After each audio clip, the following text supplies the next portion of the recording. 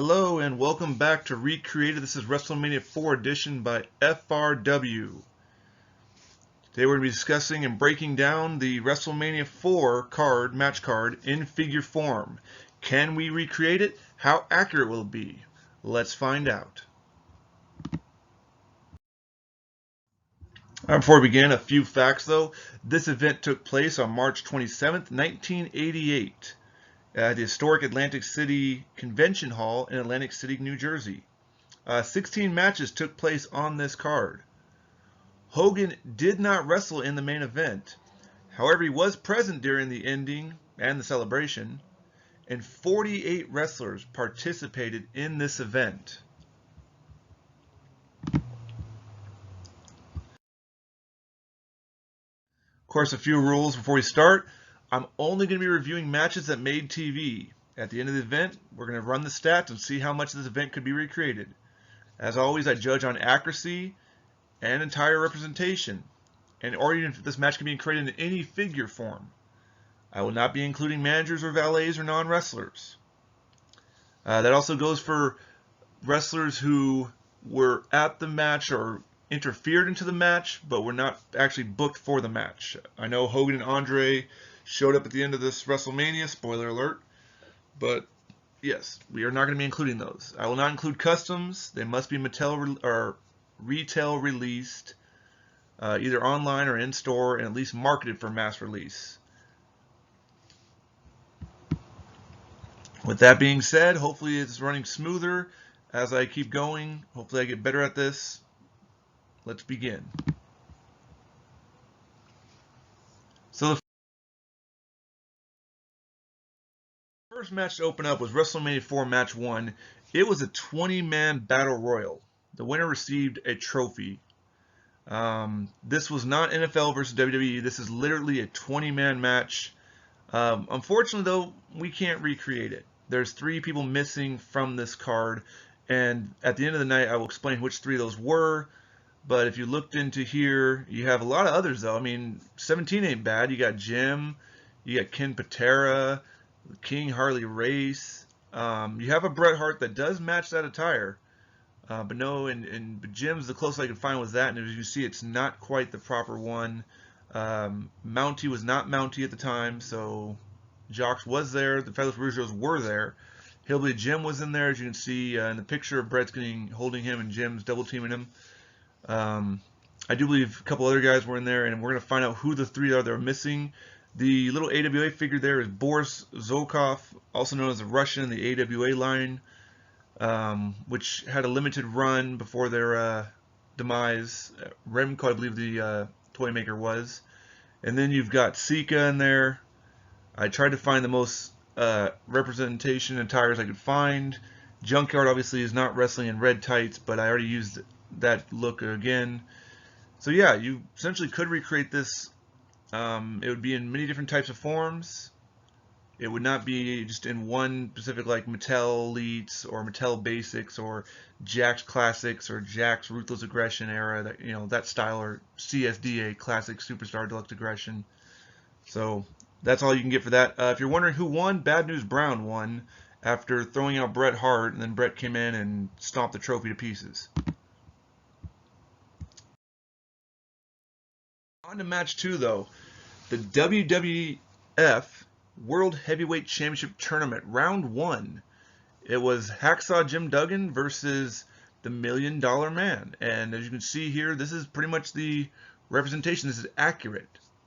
So if you want a $1 Million Man and you want Hacksaw Jim Duggan, you want to be accurate, this is what you get. You get LJN Hacksaw, and you get Elite Mattel Ted DiBiase.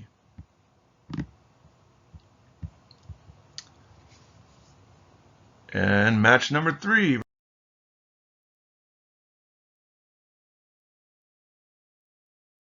WrestleMania 4. WWF World Heavyweight Championship Tournament round number 1. Don Morocco versus Dino Bravo.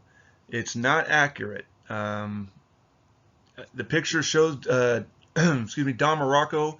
The knee pads were blue. You can get them in blue. So, I mean, he pretty much has the accurate attire. However, the only Dino Bravo figure is from Fig's Heels. What is it? Official Wrestling Heels and Faces. I forget which company makes this. Oh, Zombie Sailor Toys. So I guess a shout out to them. They're kind of new, producing a lot of people who have been wanting figures.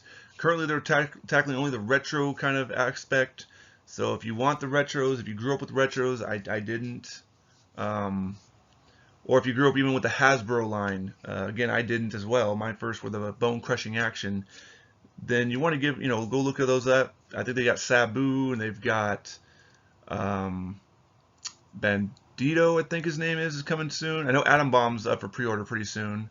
So, give them a shot if you want. Meanwhile, though, if you want to create this match, you're going to need a Don Morocco and you're going to need a Dino Bravo. It won't be accurate, but it'll look kind of weird because the Hasbro don't match well with the Jakks Pacific. I believe the retro-looking figures are only like 3 or 4 inches tall, and the Jakks Pacific are like 6 to 7 inches tall.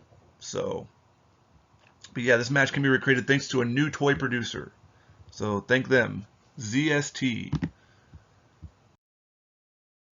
All right, on to the 4th match of WrestleMania 4. It was the Macho Man Randy Savage versus the Natural Butch Reed. As you can see, the closest I could find for a Macho Man attire would have been this one. I think it's a little bit off. There might be a purple one out now, now that I look back. But as far as Butch Reed, you're looking at glob. That's all you got is Butch Reed in glob form. So again, they're only like 3 inches tall, maybe 4 at best. They're bulky statue figures, no real movement. So not much fun as far as creativity wise. But if you wanted just to drop them on the ground and have Macho drop the elbow, ooh yeah, the Macho elbow.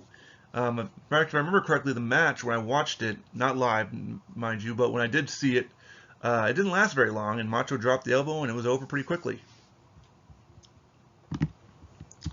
On to the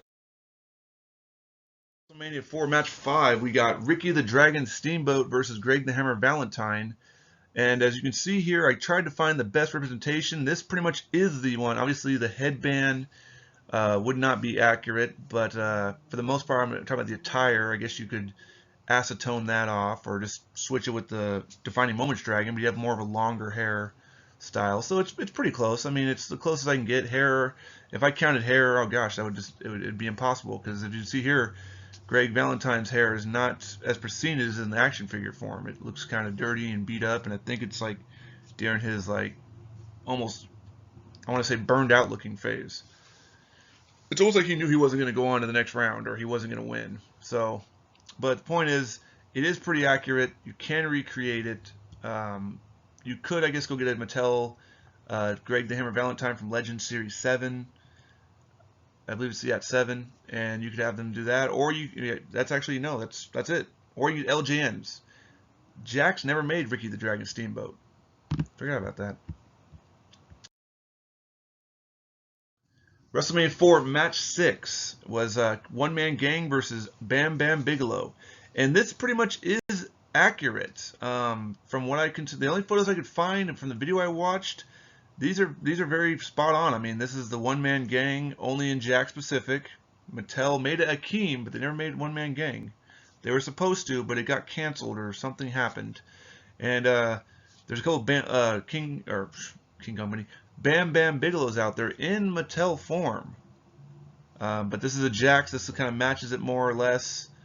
I know Mattel had the Elite, more like a 93 looking Bam Bam, but Jakks is the only one I've seen that's tackled the more late 80s looking Bam Bam, and this is how you do it right here. They're both from the same line. They both have the same articulation. This is pretty much as close as you can get until they decide to make a one-man gang Elite, or they decide to, well, they've already made Bam Bam, and decide to make this attire of Elite Bam Bam Bigelow. And then on to the 7th match was Ravishing Rick Rude versus Jake the Snake Roberts. Scouring around, I could not find a Rick Rude that matched. I found a color close, but from the looks of it, looks like there's some black knee pads over there. I do believe he had a different design on the tights. As you can see, Jake is in red, and all I could find was like green or brown. They never had a red Jake the Snake Roberts attire, so we can recreate it in Mattel Elite form. We can also recreate it in Jakks Pacific Classic Superstars form, but not to be accurate. It would not be accurate whatsoever. Then we've got WrestleMania 4 Match 8. The Ultimate Warrior versus Hercules. Well, we can recreate it if you like an LJN Hercules versus a basic Ultimate Warrior. And of course, not accurate. You can see right there from the pictures. The only Hercules that ever existed was like his debut look when they were really high on trying to push him as a new top heel guy to take on Hogan. Of course, once Hogan's done with you in the 80s, you're pretty much dropped down. And I think at this point, Hercules was just picking up paychecks. I don't remember really any big feuds after this. Warrior was on the rise, so of course, you want to build somebody, you just start feeding them, jobbers to the stars, they call them. You start with jobbers. Once you get some notoriety, you go on, you start going to the jobber to the stars. Then you start getting featured in the key matches and strategically placing people. This is how it used to be in the old days of building a star. And this is how close you can get, is you've got Hercules versus Ultimate Warrior and LJN versus a Mattel Basic. Now on to WrestleMania 4 Match 9. This was the bye round of Hogan and Andre the Giant. They both were given a bye in the first round, as technically they were supposed to be, one of them would have been champion going into this thing because of the controversy that led to the tournament to start with. And as you can see here, I pretty much pulled up the same thing from Jakks Pacific. It was the Hogan and Andre. Of course, belt would not be accurate in this match, but they're pretty still close. I think Andre's hair might have been a little bit, he was a little bit more out of shape by this time compared to his WrestleMania 3 run, but the Hogan still had some hair on top. Of course, you could do this in Mattel, you could do this in LJN, but this is pretty accurate. Obviously, the shirt did come off at some point in the match. Andre didn't really change the look. Hogan didn't really change the look. A lot of people who are iconic didn't really change their look too much. I mean, Savage did because he realized there was money in that. But Hogan, no, stay the same way. Andre, what's the point? I'm sure it was very expensive to find clothes that fit him to begin with. But you could recreate it, and it is accurate. And this match was known for ending in a double countout. Then on to the WrestleMania 4 Match 10. This was the second round, basically. It was $1 Million Man versus Don Morocco. And it is accurate. I mean, there's the Ted DiBiase from Jakks Pacific. It looks just like him. The attire's there. Again, I used the same Don Morocco. I should have found the one with the blue knee pads. I apologize for that. But you can recreate this match. You can also recreate this match in Mattel Elite. There is a Mattel Don Morocco Elite out there from the Survivor Series line. There is a $1 Million Man Ted DiBiase from earlier I showed. So if you want to do it Mattel Elite, you could. You can do it Mattel Basics. You can do it in Jakks Pacific. And I do believe you can even do it maybe in LJN. I'll have to check back. I think there was an LJN of Don Morocco. I know there was one of Ted DiBiase, but it's in his suit. So I mean, if you really were just going for the authenticity and the actual wrestling attire looks, then you want these two right here, or the Mattel Elites. Then on to WrestleMania 4 Match 11. This was the second round. It was Macho Man Randy Savage versus Greg the Hammer Valentine. This was Macho's first attire change to take place. And as you can see, boom, we've got the accurate representation. An LJN Greg the Hammer Valentine. A Legends 5 Macho Man. This figure is becoming costlier and more expensive every single year it's been out. It's been out for a while. Obviously, Legends ended after about Legends 5, actually, for about almost 10 years, it felt like. They just brought it back recently. Now we're on Legends 12. I know I just personally ordered Billy Gunn. I missed out on Kevin Nash, and I didn't really need Junkyard or Roddy Piper. But, I mean, obviously there's Macho Mans galore. You can probably find one loose out there. But if you wanted to recreate this match, you essentially could use the Greg the Hammer Valentine Elite, but the boots wouldn't match. He's got yellow boots. Even the Chase variant, which was yellow trunks, yellow boots. The basic was black trunks, yellow boots. So they didn't switch up the boots on him. So if you wanted to also go with the Jakks Pacific Classics, also has Greg the Hammer Valentine in black trunks and black boots. So that could work as well. Just take the knee pads off him, and there you go. You've got an accurate representation of their match from WrestleMania 4. Then on to WrestleMania 4 Match 12, the Intercontinental Championship match. The Honky Tonk Man versus the challenger Brutus the Barber Beefcake. As you can see, I tried finding the best beefcake I could. I found a tire of a Hasbro one, but and the Jakks Pacific ones do look a little bit more accurate towards this, but it has black stripes, so it's not proper. Honky Tonk Man did have black with like a blue, and I know one of his figures I think had that color scheme. I don't think it was a single run one. I think that was a red or a blue underneath that. So I mean, you can recreate it. It would not be accurate though. And if you're wondering, Honky Tonk won. Now on to match 13 was the Islanders, Haku and Tama, and Bobby Heenan versus the British Bulldogs and Coco Beware. Sadly, there's no figure of Tama ever made. Tama has never been made. Haku's been made, but Tama has not. We got King Haku, we got Bobby the Brain Heenan from the Legends line, which if you take the outfit off, he would have probably the wrestling attire. Well, he actually wrestled like in like trunks and or not trunks, but tights with like a jacket because the Bulldog was out there. Matilda.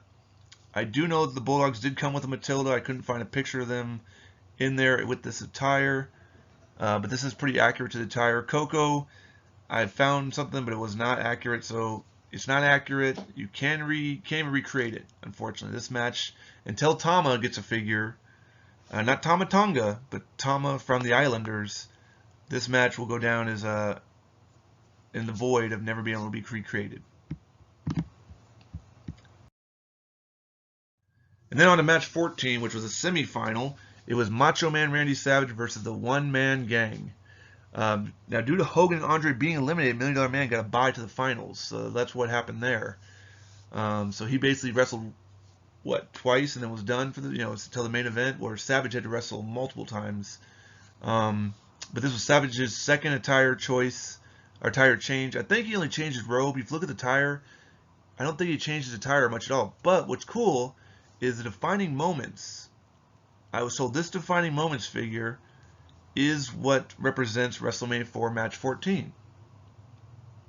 I could be wrong, but that's what people have told me. That's what I've done some research and found. But of course, One Man Gang, we saw him earlier, has only got a Jakks Pacific figure that represents that attire, and so this is accurate. You could recreate this match. Then on to the 15th match, the WWF Tag Team Championship match. The champions Strike Force, Rick Martel and Tito Santana versus the challengers Demolition Axe and Smash.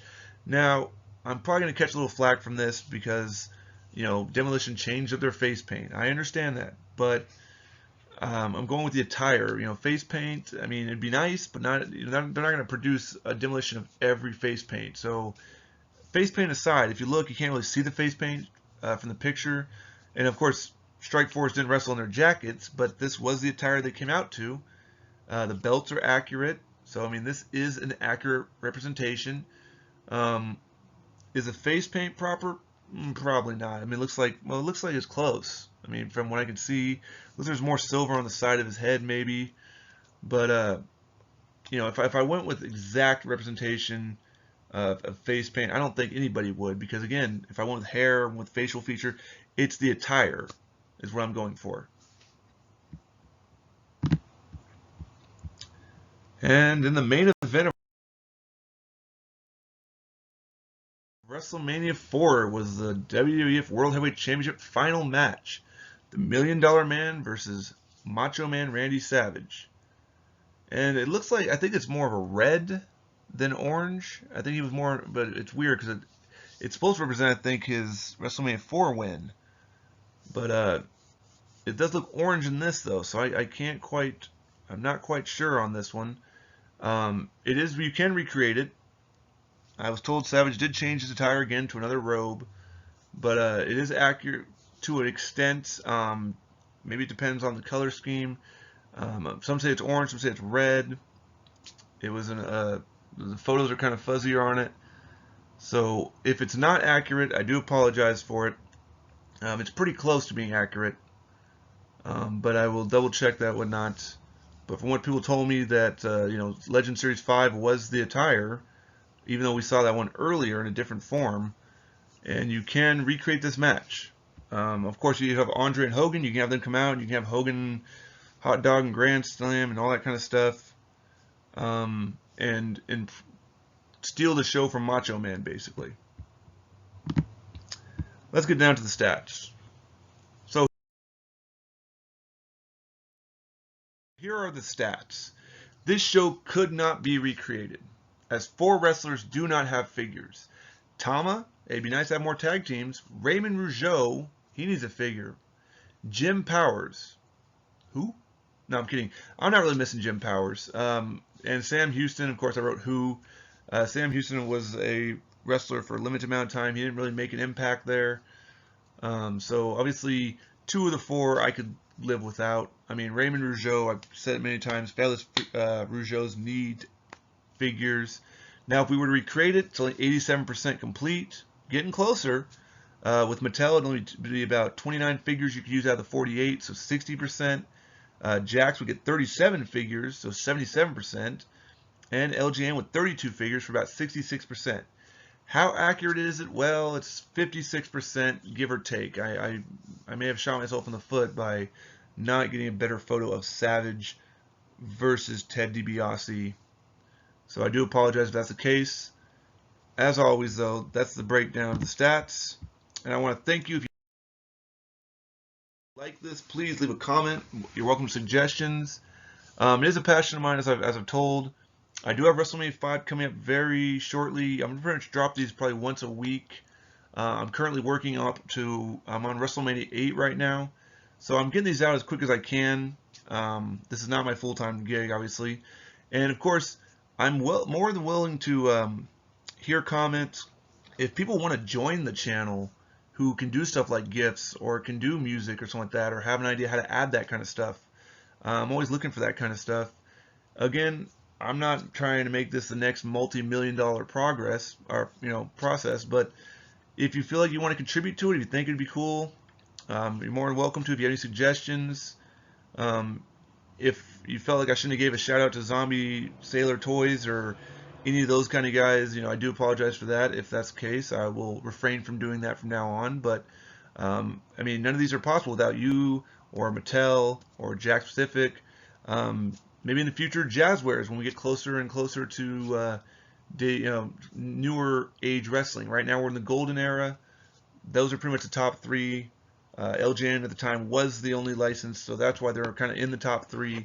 But as we go to the new gen, we'll probably be going to Hasbro and less LJN. And of course, Mattel and Jax have tackled all those eras, so they're probably going to always be in the top 2. And the third will just depend on kind of the era. I mean, new gen, and then to the BACA, to the TTL, which is Titantron Live for those who don't know.